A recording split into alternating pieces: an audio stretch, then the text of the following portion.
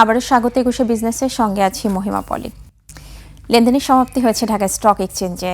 আজকে কিন্তু সপ্তাহের প্রথম কার্যদিবসে সূচকের উত্থানে লেনদেনের সমাপ্তি হয়েছে এবং অনেক দিন পরে কিন্তু আমরা ব্যাংকিং সেক্টরের একটা মুভমেন্ট দেখেছি এবং আজকে সবচেয়ে ভালো লেনদেন করেছে এই ব্যাংকিং সেক্টরে, সবচেয়ে বেশি লেনদেন করেছে এবং এই সেক্টরের লেনদেনের উপর ভর করে কিন্তু টার্নওভারও যদি একটু আমি বলি যে টার্নওভারও বেশ ভালো একটা মুভমেন্ট ছিল এবং সেই মুভমেন্টের মধ্য দিয়ে কিন্তু লেনদেনের সমাপ্তি হয়েছে। বেশিরভাগ প্রতিষ্ঠানের শেয়ারের দর বেড়েছে এবং সূচক ৩৯ পয়েন্টের মতো পজিটিভ রয়েছে। আমরা যদি একটু সেক্টর ওয়াইজ বলি যে সবচেয়ে বেশি টার্নওভার করেছে আজকে ব্যাংকিং সেক্টর, দ্বিতীয় অবস্থানে ফার্মাসিউটিক্যাল সেক্টর লেনদেন করেছে এবং ইন্স্যুরেন্স সেক্টরের শেয়ারের লেনদেন হয়েছে সবচেয়ে বেশি এবং এই সেক্টরটি রয়েছে তৃতীয় অবস্থানে। তো দর্শক, আপনারা শুনছিলেন ঢাকা স্টক এক্সচেঞ্জের লেনদেনের চিত্র। আমরা একটু সূচকের অবস্থান দেখে নিব। দিন শেষে সূচকের কি অবস্থান রয়েছে ঢাকা স্টক এক্সচেঞ্জে। আমরা দেখতে পাচ্ছি যে ডিএসসির সূচকটি, প্রধান সূচকটি আমরা দেখতে পাচ্ছি যে ৪৪ পয়েন্টের মতো পজিটিভ রয়েছে দিন শেষে এবং ৫,১৯৮ পয়েন্ট অর্থাৎ ৫,২০০ পয়েন্টে কিন্তু অলমোস্ট চলে এসেছে এই সূচকটির অবস্থান। এবং যে কটি প্রতিষ্ঠানের মধ্যে লেনদেন হয়েছে তার মধ্যে দর বাড়ার সংখ্যাটা আপনারা দেখছেন, ১৮৪টি, দর হারিয়েছে ১৪৯টি, অপরিবর্তিত প্রতিষ্ঠানের সংখ্যা দেখা যাচ্ছে ৫৮টি।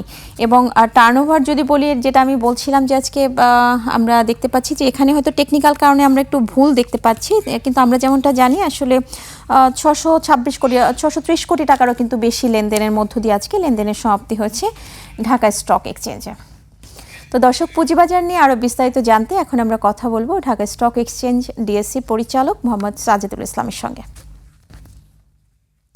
আপনাকে স্বাগত আমাদের আজকের অনুষ্ঠানে।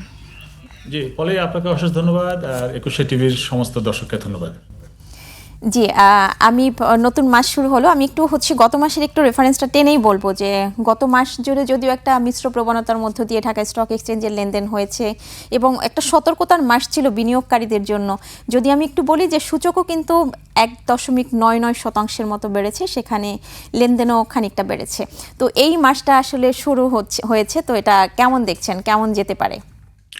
পলি, আপনাকে অশেষ ধন্যবাদ আমাকে আমন্ত্রণ জানানোর জন্য। আপনি ভালো একটু প্রশ্ন করেছেন যে আসলে এই মাসটি কেমন যাবে। আমরা তো এই মাসটি নিয়ে না, আমরা আসলে অনেক দিন থেকেই বাজার খারাপ যাচ্ছিল, আমরা বাজারে যে জায়গায় চলে এসছে, মানে বাজারের অর্থ বলতে যে প্রত্যেকটা শেয়ারের মূল্য যেখানে চলে এসছে, আসলে এখান থেকে খুব বেশি নিচে নামার সুযোগ ছিল না, এখনো নাই। তো সেদিক বিবেচনা করলে, আমাদের আর্থিক অবস্থা বিবেচনা করলে, রাজনৈতিক অবস্থা যদি আপনি বিবেচনা করেন, সামনে হয়তো নির্বাচিত সরকার আসবে আর অল্প কয়েকদিনের মধ্যে। আমরা আশা করছি দেশে একটি স্থিতিশীল পরিবেশ তৈরি হবে, ব্যবসা বাণিজ্যের স্থিতিশীলতা আসবে। তো ব্যবসা বাণিজ্য যদি গ্রো করে, অবশ্যই পুঁজিবাজার গ্রো করবে। আর সরকারের নীতির কারণে যদি ব্যবসা বাণিজ্য গ্রো করতে না পারে, তাহলে পুঁজিবাজার গ্রো করার কোনো সুযোগ নেই। আমি মনে করি যে এই ক্ষেত্রে সরকারি কতটা সহায়তা, সরকার কতটুকু সহায় হলো আমাদের ব্যবসা বাণিজ্য করার জন্য বা ব্যবসায়ীদের জন্য। একটা আমাদের স্টক এক্সচেঞ্জ বা পুঁজিবাজার তো তার আন্ডারলাইং অ্যাসেট হলো এই কোম্পানিগুলো, যে কোম্পানিগুলো লিস্টেড, তার আরো আন্ডারলাইং অ্যাসেট হলো দেশের ইকোনমি, দেশের অর্থনীতি। সবকিছু যদি এট এ টাইম ভালো হয়, তাহলেই একমাত্র পুঁজিবাজার ভালো হওয়া সম্ভব।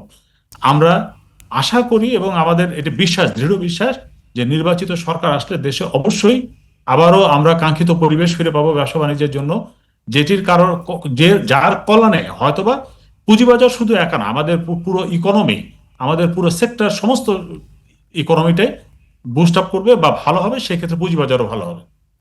জি, আরেকটা বিষয়, আমরা নর্মালি এই যে ব্যাংকিং সেক্টর, এই সেক্টরটাকে কিন্তু আমরা পুঁজিবাজারের একটা ব্যাকবোন বলি, যে এই সেক্টরটা যদি ভালো থাকে সেক্ষেত্রে পুঁজিবাজার আরও গতিশীল হয়ে ওঠে। তো ব্যাংকিং সেক্টরের কিন্তু পারফরমেন্সটা বেড়েছে। আমি যদি বলি যে আজকেও কিন্তু মুভমেন্ট বেশ ভালোই ছিল এই সেক্টরটা, এটা নিশ্চয়ই এটাকে কিভাবে দেখছেন? আপনি আসলে লেনদেনকে নিয়ে আসছেন পুঁজিবাজার ভালোর দিকে। লেনদেন শুধুমাত্র লেনদেনের যে সেক্টরটা, এটি দুই একদিন সাস্টেন করলে যে পুঁজিবাজার ভালো হয়ে গেল বিষয়টা তা না। না, বেশ কিছুদিন ধরে কিন্তু আমরা ব্যাংকিং সেক্টর একটা পারফরমেন্স ভালোও দেখতে পাচ্ছি। না, আমি ওটাই বলছি যে আসলে ব্যাংকিং সেক্টর, প্রত্যেকটা ব্যাংকের যে অবস্থায় চলে আসছে দামগুলো, আপনি চিন্তা করে দেখেন যে আজ থেকে 10 বছর আগেও কিন্তু এই শেয়ারগুলোর এই দামে ছিল না। আমি যদি বলি যে যে ব্যাংকগুলোর দাম এখন 7 টাকা, 8 টাকা, 6 টাকা, 5 টাকা, এগুলোর যে অ্যাসেট, এগুলোর যে বা অন্যান্য যে তার যে ব্যবসার পরিধি, আসলে এই মূল্যের সাথে সামঞ্জস্যপূর্ণ না। দ্যাট ইজ হোয়াই এখানে নতুন একটি জায়গার আশার সঞ্চার হয়েছে যে এখান থেকে যদি আপনি কেনেন, হয়তোবা এখান থেকে আরেকটু সামান্য কমলে কমতেও পারে, কোনো কোনো ক্ষেত্রে, কখনো যে কমবে না বিষয়টা তা না, কমতেও পারে, কিন্তু এখান থেকে গ্রো করার স্কোপটা অনেক বেশি। সেক্টরালি সবচাইতে বেশি ক্ষতিগ্রস্ত হয়েছে ব্যাংকিং সেক্টর। জি। আপনি কারণ ব্যাংকের যে অবস্থা আপনি দেখেছেন যে 5টা ব্যাংক বন্ধ হয়ে গেল, ব্যাংকের যে লুটপাট হয়েছে, এগুলো সবকিছুই বিনিয়োগকারীদের ভিতরে একটা ভীতির সঞ্চার হয়েছিল, যে কারণে যে কোম্পানির যে মূল্য না সেই মূল্যে চলে এসছে, বা কোনো কোনো ক্ষেত্রে হিউজ ডিসকাউন্টেড মূল্যে চলে এসছে। এইভাবে তো চলবে না। যেহেতু এখন স্মার্ট বিনিয়োগকারী যারা, তারা খুঁজবেন যে ভালো কোথায় বিনিয়োগ করলে ভালো রিটার্ন পাওয়া যায়, সেই রিটার্নের একটা ভালো জায়গা অবশ্যই ব্যাংকিং সেক্টর, সেই হিসাবে ভালো হচ্ছে। আর যেহেতু আমরা একটু আগেই বললাম যে সামনে নির্বাচন, নির্বাচন হলে একটি রাজনৈতিক সরকার আসলে পরে অবশ্যই ভালো কিছু হবে। আর সংস্কার চলছে, এগুলো কারণে আসলে ব্যাংকিং সেক্টর বা ইন্স্যুরেন্স সেক্টর গুলো তো অনেক বেশি ডিপ্রেসড অবস্থায় ছিল। আপনি প্রত্যেকটা শেয়ারের মূল্য দেখেন, যার যা মূল্য না তার 1/3 চলে এসছে। দ্যাট ইজ ওয়াই আসলে এটি ভালো পারফর্ম করছে। তো আমরা আসলে হয়তো এই ধারাবাহিকতাটা দেখতে পাবো পুঁজিবাজারের জন্য। আরেকটা বিষয় নিয়ে আসবো যে সরকারি কোম্পানিগুলো, সরকারি 7টি কোম্পানির মুনাফা বেড়েছে, সেটা যদি আমি একটু বলি যে জুলাই ডিসেম্বর সময় মুনাফা বেড়েছে এবং সেই পরিমাণটা হচ্ছে 1544 কোটি টাকা, যা গত বছরের একই সময়ের তুলনায় সেটা হচ্ছে 47.57%। এটা নিঃসন্দেহে হচ্ছে পুঁজিবাজারের জন্য একটা ইতিবাচক একটা খবর বলতে পারেন। তো এটাকে আপনি কিভাবে দেখছেন, এবং এটা পুঁজিবাজারের উপর অবশ্যই বড় একটা প্রভাব পড়বে? পলি, আপনাকে অশেষ অশেষ ধন্যবাদ। আমি ধন্যবাদ জানাই আমাদের সরকারি যে প্রতিষ্ঠানগুলো যারা চালাচ্ছেন তাদেরকে। আসলে এই প্রত্যেকটি প্রতিষ্ঠান, আমিও আজকে একটু আগে পত্রিকার এই রিপোর্টগুলো পড়লাম। একটি জিনিস আপনি খেয়াল করে দেখবেন, এই কোম্পানিগুলো কিন্তু প্রত্যেকটি মনোপলি, মানে তাদের আসলে কোনো কম্পিটিটর নাই। কম্পিটিটর নাই, এই কোম্পানিগুলো ভালো করবে, এটাই আসলে ভালো করার কথা। এবং আমরা এই কোম্পানিগুলো বাজারে লিস্টেড হয়েছেই তো বাজারে ভালো বিনিয়োগকারীদের, মানে বিনিয়োগকারীদেরকে ভালো শেয়ার আমরা যাতে সাপ্লাই দিতে পারি, এই জন্যই তো এই কোম্পানিগুলো বাজারে লিস্টেড হয়েছে। এই কোম্পানিগুলো ভালো করবেই স্বাভাবিক। কিন্তু পুঁজিবাজারে সরকারি অন্যান্য যে কোম্পানিগুলো লিস্টেড, তাদের এই 7টি কোম্পানি হয়তো ভালো করেছে, আর বাদ বাকি কোম্পানিগুলো কেন ভালো করছে না? এখন শুধুমাত্র এই 7টি কোম্পানি ভালো করেছে এর অর্থ এই না যে সরকারি সব প্রতিষ্ঠান ভালো করছে।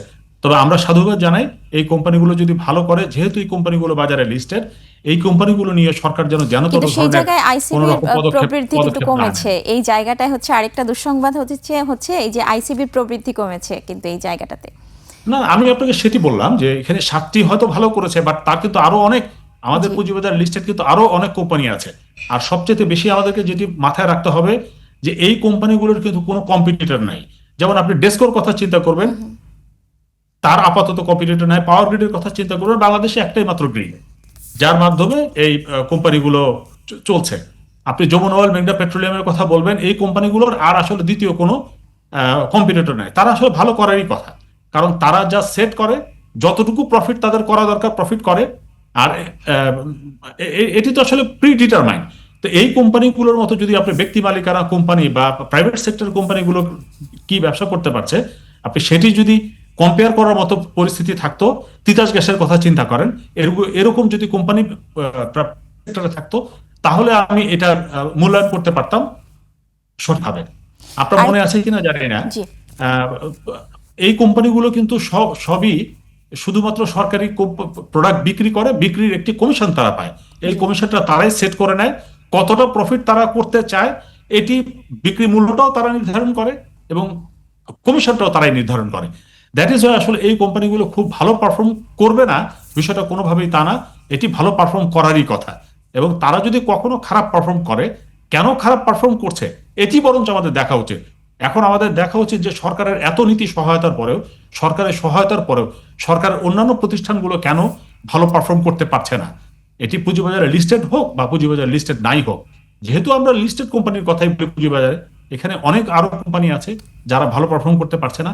কেন পারছে না সেটি আসলে খতিয়ে দেখা দরকার।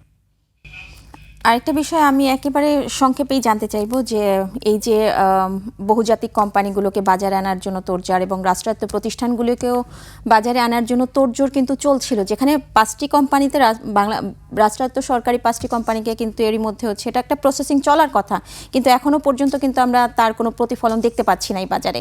এটা নিয়ে কি বলবেন? ফলে আমি আপনার মনে আছে কিনা জানি না, আমি আপনারই একটা প্রোগ্রামে সম্ভবত বলেছিলাম যে হঠাৎ হঠাৎ করে 2-4-5 মাস পরে সরকারের 2-4 জন লোক বসে বলবে যে আমরা ভালো ভালো কোম্পানি, রাষ্ট্রায়ত্ত কোম্পানিগুলো নিয়ে আসবো।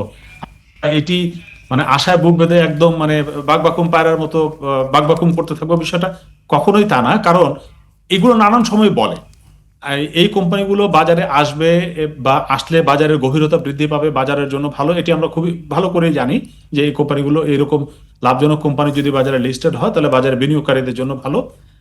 কিন্তু আসলে সব সময় একটি আমলাতান্ত্রিক জটিলতার কারণে কিন্তু এই যে অথবা সরকারের, উদ্যোগে যে ধীর গতি হচ্ছে, এটার দায় জি, কাদের, কেন হচ্ছে? না, এটার উদ্যোগের ধীরগতি আসলে যারা এই কোম্পানিগুলো পরিচালনা করছেন, পরিচালনা পর্ষদ, সরকারেরই পরিচালনা পর্ষদ জি। যাদেরকে দিয়ে তারা পরিচালনা করেন, এর দায়ভার একদমই তাদের।